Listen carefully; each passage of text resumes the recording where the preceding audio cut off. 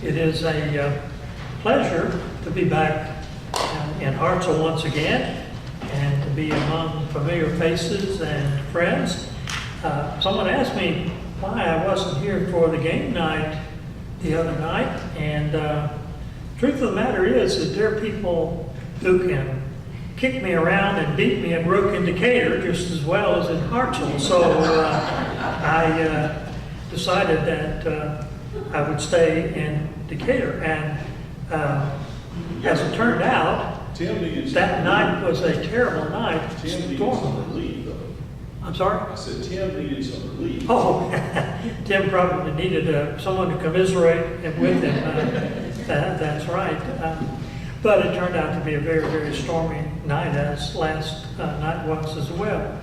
And this morning, I want to tell you one funny little thing. And I suppose this comes under the heading of the Lord sometimes works in mysterious ways. But Brother Tim called me probably 2 months ago, told me he was going to be away this Sunday and asked if I would preach. And at first I thought I might have a conflict, but as it turned out, the date was clear. And neither of us exchanged any words about what I might preach on. So I thought, well, it's Memorial Day, and I ought to say something about the importance of remembering. And so I picked this passage from Deuteronomy, and incidentally, it could have been taken from earlier in the chapter or earlier in the book for that matter, but because there's a lot in there about remembering. But then we were at the District 1 ministers meeting, and Tim mentioned that he'd been preaching from Deuteronomy. And I said, oh, no. So I called him up and I said, Tim, I'm probably going to need to change my message because you've been preaching from Deuteronomy. And he said, oh, but when I told him the passage I picked, he said, but I've been talking about the beginning of the Israelites' journey, and now you're going to be leading the Israelites at the end of their journey. So it's going to work out very, very well. And I was certainly pleased that what I had chosen wasn't going to interfere in any way with what he had been sharing with you. If you are familiar with the passage that was read today and what went before it and what comes after, you know that the children of Israel were on the very edge of the promised land. Moses had been told by God that he would not be able to make the journey into the new land with them. Now, it had been a long and a difficult journey. A journey that had been characterized by rebellions, by disobedience, by constant griping and complaining, by the people turning away from the best that they knew, turning away from God, constantly challenging the authority of Moses. But it had also been a journey on which God had over and over again displayed the divine providence. Now, if Moses didn't know much about human nature when the journey began, he sure knew something about it as the journey was coming to an end. And knowing that he could not move into the land with the people, he prayerfully did the next best thing. He called them together and he spoke to them a series of warnings, some words of encouragement and of hope, some guidelines for things they might do when they moved into the new land. And at the heart of all of it was the word remember.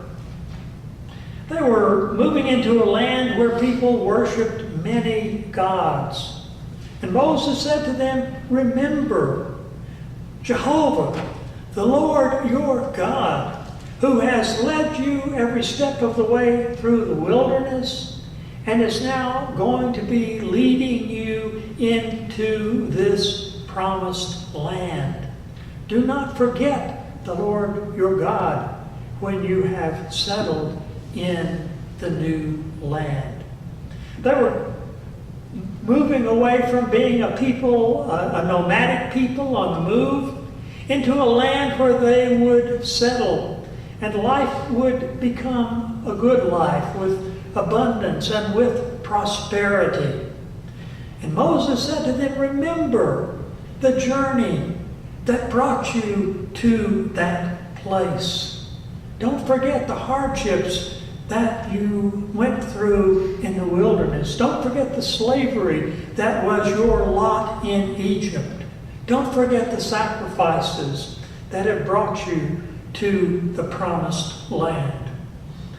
They were entering a land in which people would live by a very different set of values, a pagan land.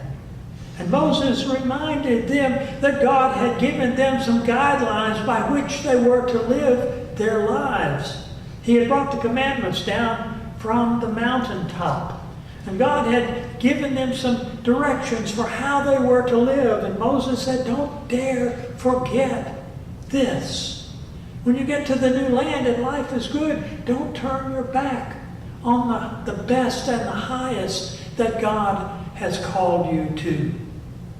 So Moses understood a very important lesson about life, the importance of remembering, and how that ability to remember shapes and forms our lives, and how without it, our lives would quickly become meaningless.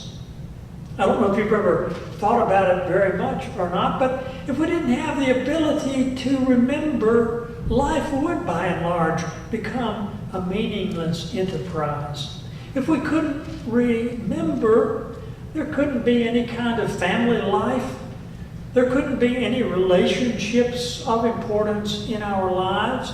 If we couldn't remember, there couldn't be a government. There couldn't be schooling in which we could learn. There couldn't be science or medicine or history or any of the things we take for granted. And there certainly could not be religion as we practice it if we did not have the ability to remember. Life would be a pretty grim prospect without that ability. Now, I don't want to belabor the point. I don't think it'll be too hard to convince you that memory is of great importance to us. But as we stand here on a Memorial Day weekend, a weekend that calls us to remembrance, I think it's important for us to understand that there are various levels and understandings of memory. There was a popular game not too many years ago called Trivial Pursuit. Probably many of us have played that at some point in the past. And it was a competitive game that challenged players to remember trivial and in many ways useless information about a variety of areas of our lives.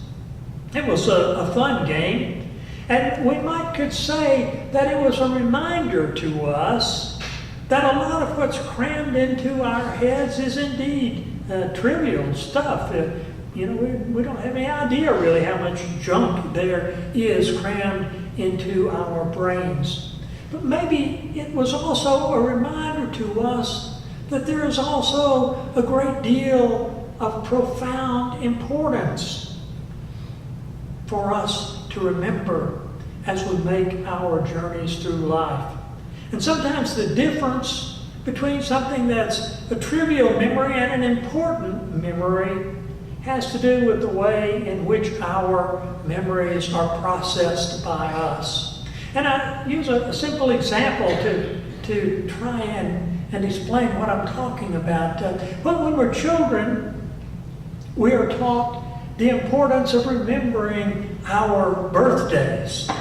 Sometimes when we're adults, we look back and realize that it was important to remember our birthdays. But when we're children, or I'll put it this way, many children For them, a birthday is just a day on which they get a lot of special attention, certainly a day on which they get presents, maybe a day on which they can eat all the cake they want without mom yelling at them, maybe a day for a party to invite family and friends. But if my childhood is an example of other children, birthdays came and went and were pretty much forgotten as soon as they were gone. But I suspect that for my mother, who bore me for 9 months in her body, that my birthdays had a little bit of a different meaning, a more profound, a more complex meaning. A meaning that tapped into an ongoing, life-changing experience for her. And maybe for both of my parents who celebrated my birth and who invested themselves in my growth and development and who prayerfully and hopefully looked to the future for me and for all of their children. Those birthdays must have been something more than just a date on the calendar.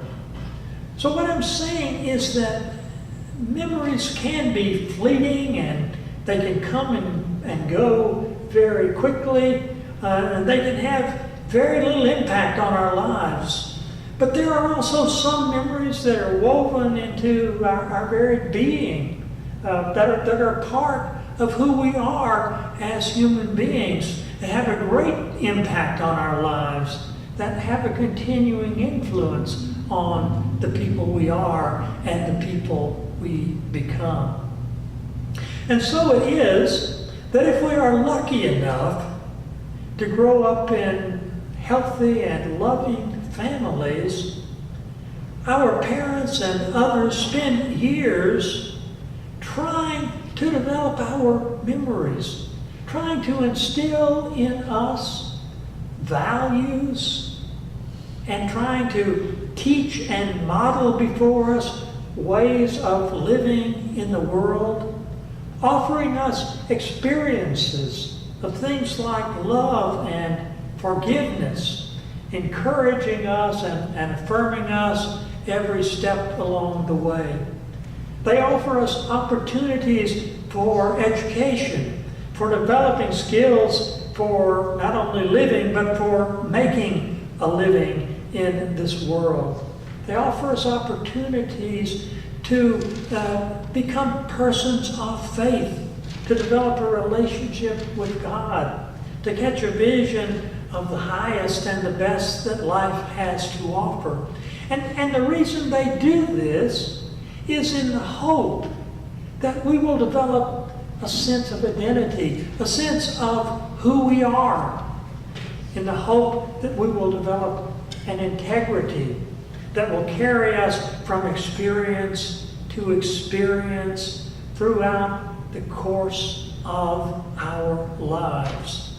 And you see, memory is a part and parcel of all of that, because it's memory that enables us to imbibe those values into our lives. It's memory that enables us to carry the values we cherish from experience to experience. It's memory that enables us to understand who we are and whose we are and where we are on our journeys through life. So Moses, when he stood before his people long ago, I am convinced, wasn't asking them to put another holiday on the calendar so they could cook barbecue on the grill and say, yeah, I'm glad those people fought in the war for me, and get on with their lives.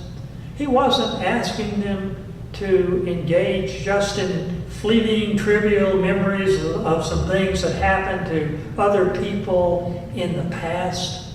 He was calling them to the deepest and most profound kind of remembering. He was saying to his people as they prepared to enter the promised land, when you get there, remember who you are. Now, if there'd been a modern day reporter in that day and time going around the camp asking people, who are you? They would have gotten 1,000 different answers about parentage and about family history and about the individual experiences of persons' lives. There've been as many expressions of who are you as there were people in the camp. But Moses was after something much bigger than that. He was saying, when you go into that new land, remember that you are a people of God. Now this morning, we went around the room, same thing would happen. If we asked each of you who you are, we'd get different answers about family histories and about your own life experiences. And each one of us would turn out to be unique in our own way. But we also can hear that word of Moses, remember who you are. We are part of a people of God.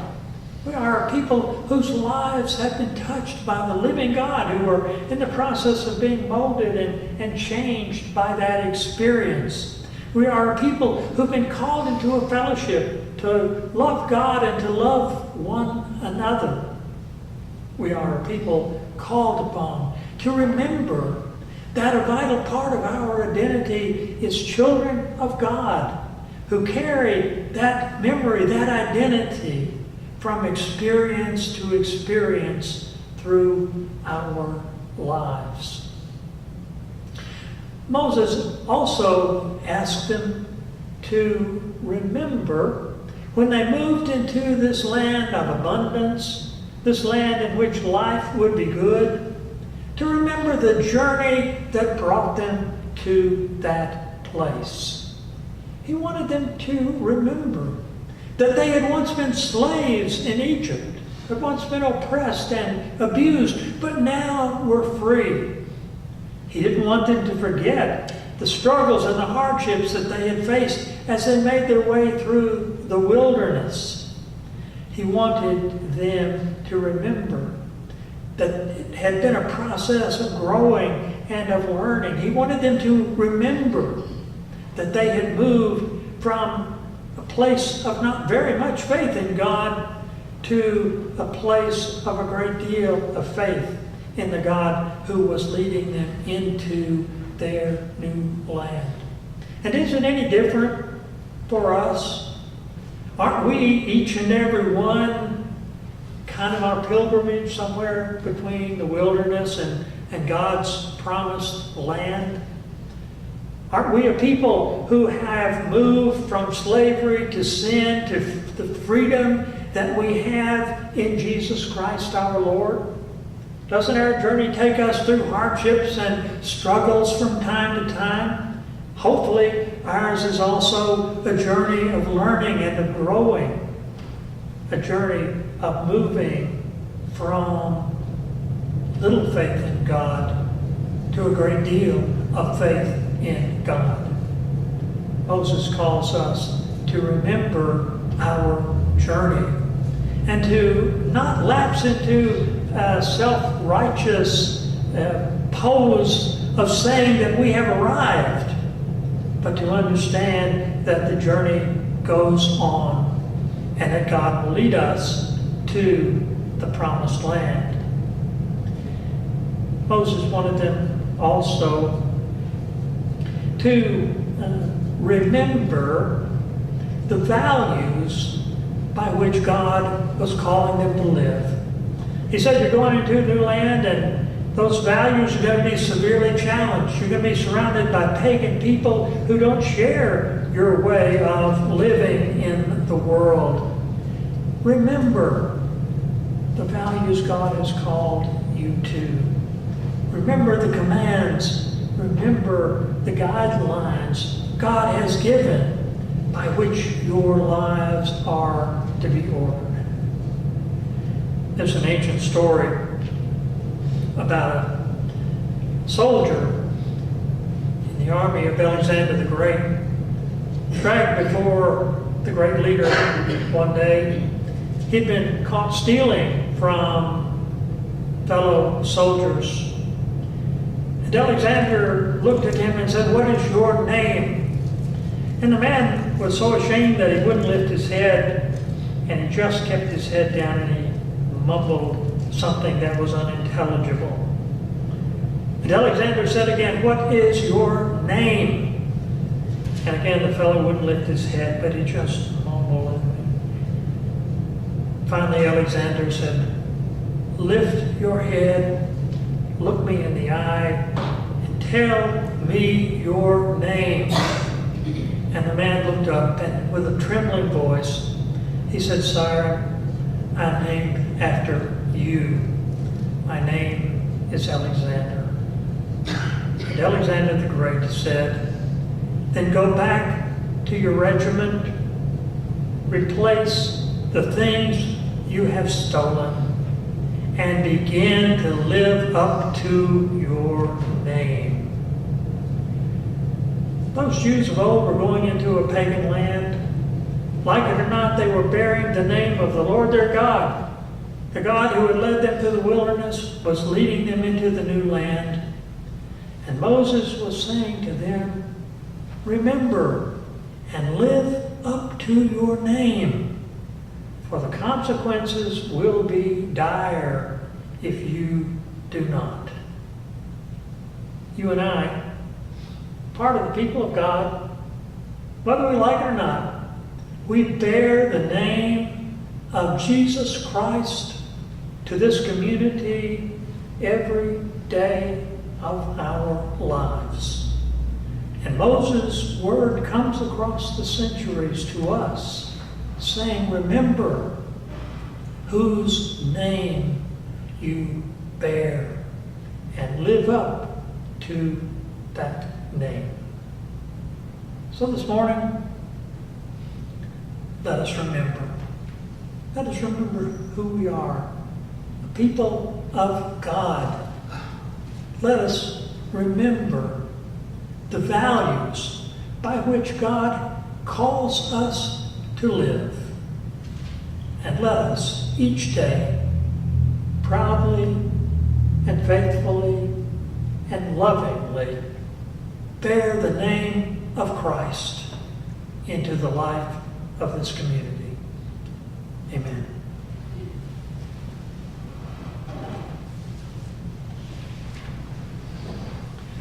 Our invitational hymn is appropriately hymn number 686, "O God, our help in ages past, our hope for years to come." And I'm not sure how many verses we need to sing, but All 10. It is short, and we offer an invitation to any who would come forth and begin their walk with Christ as we sing together. Let's stand.